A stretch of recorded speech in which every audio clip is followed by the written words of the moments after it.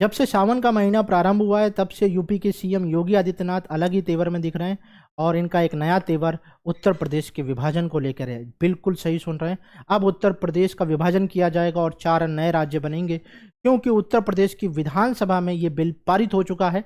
और इससे पहले भी बिल पारित हुआ था 2011 में, जब मायावती जी उत्तर प्रदेश की सीएम थी।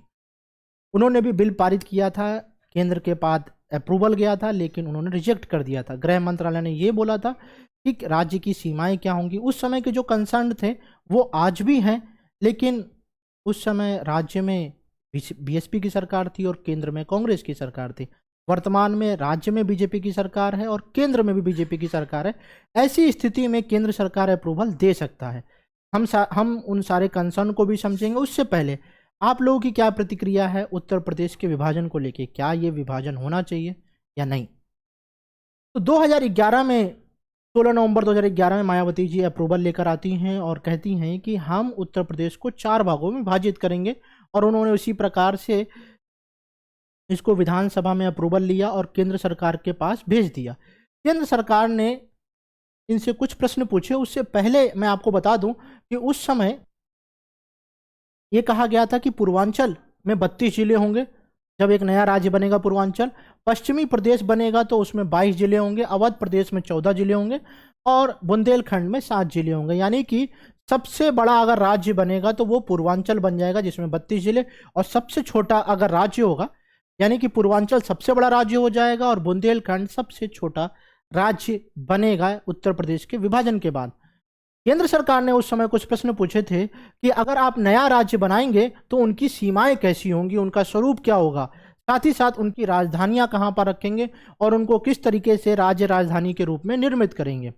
वर्तमान में जो भारतीय सेवा के अधिकारी हैं वो जो काम कर रहे हैं उनका विभाजन किस तरीके से होगा जब नए 4 राज्य बनेंगे। तो साथ ही साथ उनका ये भी कंसर्न था कि उत्तर प्रदेश के ऊपर जो भारी भरकम कर्ज है उनका बंटवारा 4 राज्यों के बीच में किस तरीके से किया जाएगा। और ये भी कंसर्न था कि जो वेतन का बोझ है राज्य कर्मचारियों का, उनका बंटवारा किस तरीके से किया जाएगा।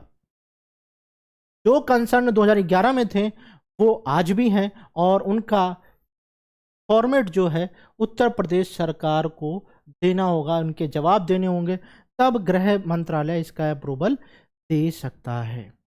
अब देखते हैं इसके ऊपर क्या दिक्कतें, यानी कि किस तरीके से आपसी सहमति केंद्र और राज्य के बीच में बनती हैं। मुझे लगता है कि ये अप्रूवल मिल जाएगा और इससे लोगों को राजनीति का भी मौका मिल जाएगा। बीजेपी ऐसा चाहेगी कि जरूर ऐसा हो जाए, लेकिन इससे केंद्र और राज्य पर आर्थिक बोझ बढ़ेगा।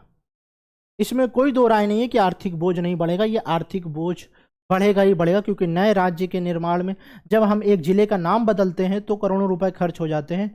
जब हम एक राज्य को 4 भागों में डिवाइड करेंगे तो अरबों रुपए खर्च होंगे ही होंगे, और उससे सरकार के ऊपर और अधिक बोझ और राज्यों के ऊपर कर्ज बढ़ जाएगा। नए राज्य के साथ नए कर्ज भी संलिप्त हो जाएंगे और इसके बारे में भी सोचना होगा। ये मैंने राज्यों के पुनर्गठन का इतिहास आप लोगों को दे दिया। अगर आप चाहें तो इसे देख सकते हैं। इसका पीडीएफ भी आप लोगों को टेलीग्राम ग्रुप में मिल जाएगा। कमेंट सेक्शन में आप बता सकते हैं कि क्या ये जो बदलाव किया जाएगा, क्या ये वास्तव में वर्तमान के उत्तर प्रदेश के विकास के लिए अच्छा होगा या नहीं। Thank you.